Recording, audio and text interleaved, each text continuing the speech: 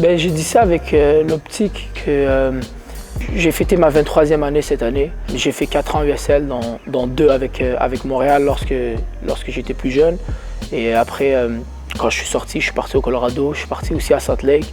Et je pense que je suis rendu à un niveau et aussi, je veux dire, un stat mental et physique que je pense que je suis à mon meilleur, que je suis en contrôle de mes moyens sur un terrain et que je peux être dominant. Donc, je connais bien la ligue. J'ai joué beaucoup dans la ligue, j'ai joué beaucoup de matchs. J'ai marqué quelques buts, quelques passes décisives. Donc, je veux dire que c'est vraiment l'année où je pense que je me sens le mieux physiquement et mentalement. Donc, je vais essayer de consolider les deux pour essayer de faire une bonne année.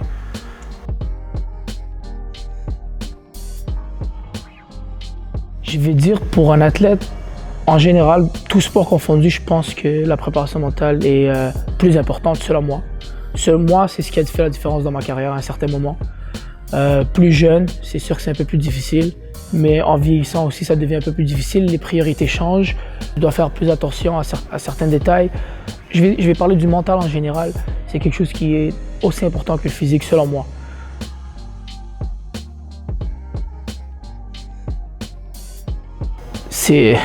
Ça reflète un peu la personne que tu es, je veux dire. Après, avoir des connaissances et des amis, c'est quelque chose de différent. Moi, je l'ai connu surtout à l'âge adolescent, mais je vais parler en général. Oui, c'est très important parce que ça reflète aussi la personne que tu es, les décisions que tu fais et aussi avec qui tu es vu. Tes influences aussi font partie de ta vie, donc ouais, c'est très important d'avoir un bon entourage, des gens que tu aimes et qui t'aiment, qui te souhaitent le meilleur et qui t'aident aussi et que tu aides aussi, qu'il faut partager aussi. L'entourage, c'est très très important.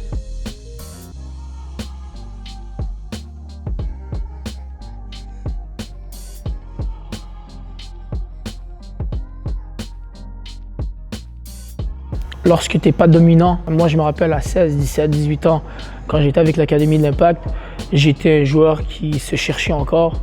J'étais un joueur qui rêvait de jouer professionnel, mais qui n'avait pas vraiment... j'avais un plan parce que j'étais avec une organisation professionnelle, mais lorsque tu dis « OK, tu n'es pas dans les meilleurs dans cette équipe » et tu vois les meilleurs s'entraîner avec l'équipe première, avoir un contrat professionnel déjà, toi tu te vois toujours comme « j'ai beaucoup de travail à faire ». Mais là, tu touches à un point où tu te dis « bon, je prends sur moi, je travaille plus fort et il arrivera ce qui arrivera ».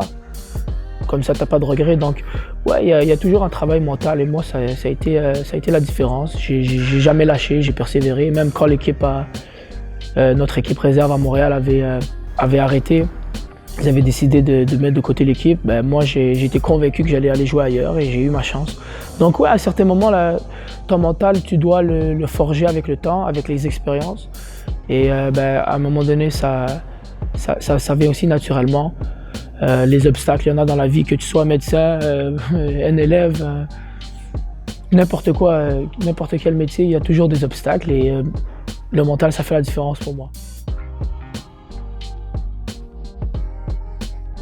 Moi, je suis né en Algérie, comme tu l'as dit. Mon grand frère aussi est né en Algérie, mes parents. Donc, on a grandi là-bas jusqu'à l'âge de 7 ans, 6 ans, 7 ans. Mes parents ont décidé d'émigrer au Canada. Donc on est venu en 2002 et ça s'est fait tranquillement. On a très bien été accueillis déjà ici, il faut le dire.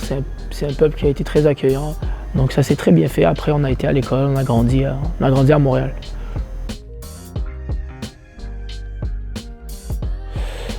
Oui, il faut donner crédit aux écoles et aux programmes ici et surtout à l'Académie de l'Impact de Montréal. C'est quelque chose qui a ouvert énormément de portes pour les jeunes. Et qui a aussi donné beaucoup de chance à des jeunes, même si la finalité n'est pas au niveau professionnel, avec un contrat, mais aussi le développement humain qui se fait entre l'école, le sport, performer dans les deux ou essayer de consolider les deux ensemble. Donc moi j'allais à l'école secondaire Édouard Montpetit. Donc le matin j'allais à l'école et l'après-midi j'allais à mes entraînements. On avait une moyenne générale à respecter, donc il fallait toujours donner autant d'importance à l'école qu'au sport et ça s'est très bien déroulé durant mon secondaire. C'est ce qui m'a aussi aidé à rester focus, à rester aussi dans le droit chemin pour pouvoir finir mon secondaire. J'ai même été au cégep parce qu'ils offrent le sport-études au cégep, au collège. J'ai été à Marie-Victorin pendant 2 ans. Le sport-études, c'est quelque chose qui est très bénéfique et aussi très bon pour le jeune et pour l'encadrer.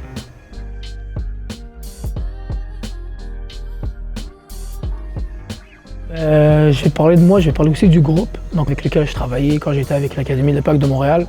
J'avais à peu près 18 ans, 19 ans. On nous a annoncé qu'ils allaient ouvrir une franchise avec l'équipe réserve de l'Impact et qui allait jouer en USL. Donc moi j'étais à l'âge de passer à ce niveau-là. Donc c'est pas tous les joueurs qui ont été pris, qui ont eu un contrat professionnel parce qu'on rentrait dans une ligue où ça allait être très compétitif, mais aussi avec un groupe d'âge qui était très jeune pour nous. Mais les autres équipes, on pouvait jouer contre des hommes de 27 ans, 28 ans, 30 ans. Donc nous on était une des équipes les plus jeunes ou la plus jeune de la ligue à l'époque. Et ça s'est fait, je vais dire, ça n'a pas été facile parce qu'à 18 ans, 17 ans, tu n'as pas acquis toute ta maturité physiquement, mais aussi mentalement sur le terrain. On faisait beaucoup d'erreurs. Pour ma part aussi, je me rappelle, c'était pas facile de s'imposer contre des hommes, mais ça a été une chance et une expérience vitale dans ma carrière. Si j'avais pas passé par là, ça aurait été très difficile pour moi de connaître le haut niveau et aussi connaître le monde professionnel. Et qu'est-ce que ça prend pour être bon sur le terrain? Développer une routine avec ton sommeil, ton alimentation, ton repos, tes entraînements, et ton entraînement aussi. Donc je veux dire, c'est tout un bagage. C'est quelque chose que j'ai appris dans mes débuts professionnels. Après ça, quand j'ai été au Colorado, j'ai appris aussi à vivre seul.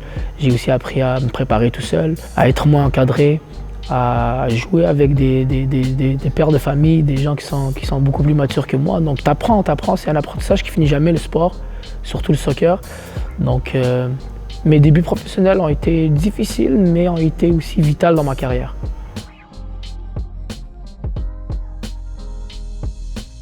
Moi, je vais être honnête, de ce que j'ai connu aux États-Unis, c'est un peu quelque chose qui est spécial.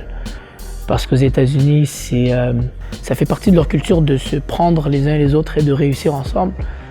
Après, je ne vais pas dire qu'ici, c'est totalement le contraire, mais ici, on connaît un peu une mentalité un peu plus individualiste. On va donner comme exemple la musique.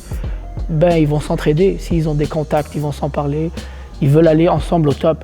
Alors qu'ici, selon moi, ce que je vois, c'est un peu plus individualiste, mais c'est une culture aussi qu'il faut développer. Et je pense que c'est à nous, ceux qui peuvent influencer les prochaines générations, mais aussi les musiciens, les artistes de maintenant, les rappeurs, qui doivent développer cette culture.